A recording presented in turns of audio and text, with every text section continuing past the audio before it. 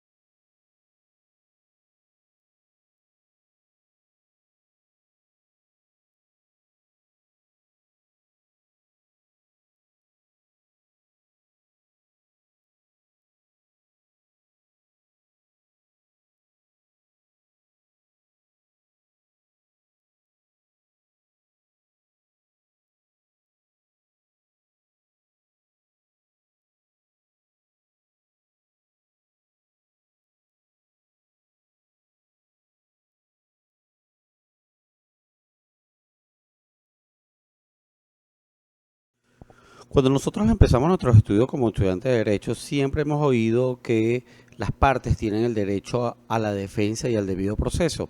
Pero ¿qué es ese derecho a la defensa? Ese derecho a la defensa casualmente es que ante cualquier procedimiento judicial o administrativo de cualquier tipo, las partes pueden probar, pueden llevar al convencimiento de la persona que está decidiendo, llámese juez, un proceso judicial o llámese, por ejemplo, inspector del trabajo en un procedimiento administrativo, llevar todos los medios probatorios. ¿Para qué? Para poder formar parte de ese derecho constitucional como es el derecho a la defensa. Entonces, cuando nosotros analizamos un poco el proceso laboral, dado que si bien es cierto que ya ha pasado varios años desde su promulgación en Gaceta y puesta en práctica en el año 2003, sabemos que existen ciertas particularidades distintas al proceso civil. Ejemplo, en el proceso civil sí están como medios probatorios las posiciones juradas y el juramento decisorio, pero el legislador consideró que en esa oportunidad debían ser excluidos. Y ciertamente es así porque a mi forma muy personal de ver las cosas, son pruebas totalmente arcaicas, donde se tenían que ver más que todo con un tema de juramento, de buena pro, y por ende el legislador consideró que esas pruebas de posiciones juradas y juramento decisorio no eran factibles dentro del procedimiento laboral y por ende quedan excluidas. ¿Por qué menciono esto? Porque si nosotros analizamos el Código de Procedimiento Civil y analizamos la Ley Orgánica Procesal del Trabajo, todas las pruebas son similares o idénticas, si se quiere decir, ya que son las mismas y pareciera que el tratamiento es el mismo, con ciertas diferencias, por supuesto, básicas, prácticamente primero oralidad y mediación, o sea, hay varios principios que van a estar inmersos dentro del proceso laboral que no lo tiene el proceso civil, y por ende entonces el legislador consideró en esa oportunidad excluir estos dos tipos de pruebas. También son admitidas las pruebas libres, no lo señala expresamente, pero sí señala dentro de su articulado que las partes pueden hacerse valer de cualquier medio de prueba legal, y una de las pruebas legales son las pruebas libres. ¿Qué son pruebas libres? Son todas aquellas que no están dentro o establecidas dentro de la ley, pero que pueden servir de prueba. ¿Por qué? Porque obviamente el mundo cambia, el derecho es cambiante, pero las leyes no cambian en el mismo ritmo que cambian las cosas. Ejemplo, el correo electrónico. Claro, el correo electrónico es una prueba documental, pero nosotros si lo analizamos dentro del cuerpo normativo, llámese Código de Procedimiento Civil o llámese Ley Orgánica Procesal del Trabajo, no aparece en ninguna parte el correo electrónico. Sin embargo, hay una ley especial sobre datos y firmas electrónicas que precisan ese carácter probatorio o legal que tienen los correos electrónicos. Igual se señala o se quiere hacer bien hincapié de que las pruebas solamente se promueven en la audiencia preliminar primigenia. Ya eso lo hemos hablado en otras ocasiones, pero es conveniente hacer otra vez mención, ya que estamos hablando de la función del juez de juicio para analizar y evacuar y admitir, por supuesto, las pruebas presentadas por las partes. Entonces, solamente se pueden promover pruebas en la audiencia preliminar primigenia, es decir, en la primera.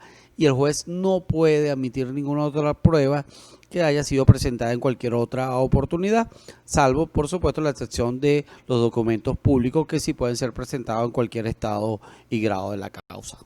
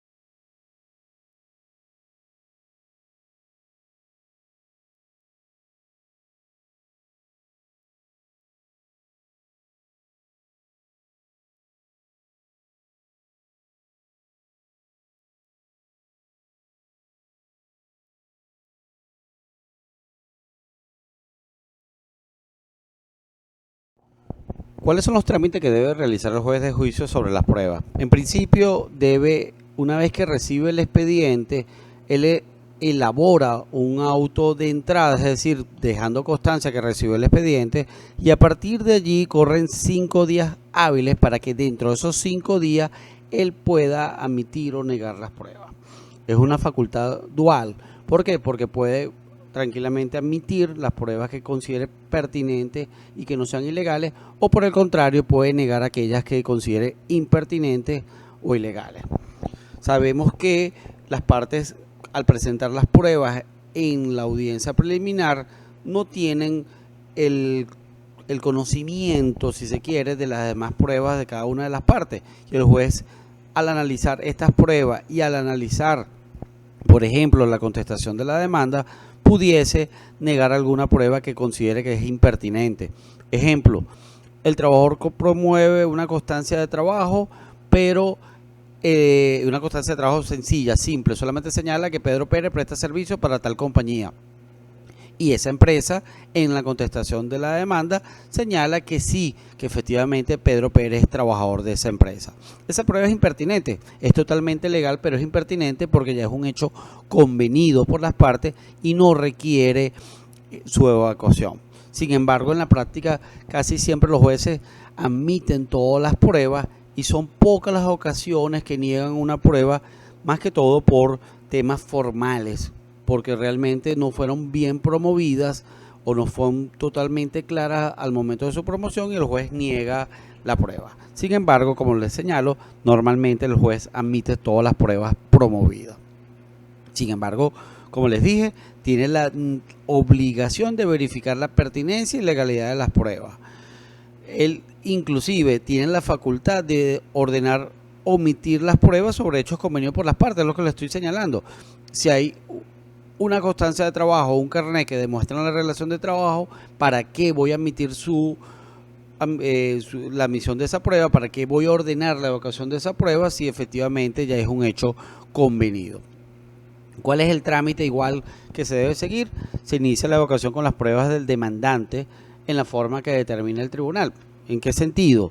Existe un escrito probatorio del demandante donde existen varias pruebas y el juez elige cuál es la prueba con la que va a iniciarse la evacuación, pero siempre por las pruebas del demandante. Eso es en términos generales. Sin embargo, en ocasiones el juez puede disponer inclusive de adelantar pruebas del demandado. Por ejemplo, un testigo. Si el testigo está pronto a irse del país, por poner un ejemplo que es muy de moda, y así lo hace ver la parte demandada, el juez puede, porque es director del proceso, ordenar la evacuación de ese testigo, aunque fuese del demandado. En la audiencia de juicio no se permite la lectura ni presentación de escritos sobre las pruebas, salvo que se deba referir expresamente a una prueba y si tenga que leerse. Ejemplo, un informe médico. Pudiese una de las partes agarrar parte de un informe médico, leer cierto extracto con el permiso del tribunal, porque quiere hacer resaltar algún hecho que conste en ese informe médico. Pero en principio no está permitido la lectura de ningún tipo de documento porque tenemos como principio la oralidad.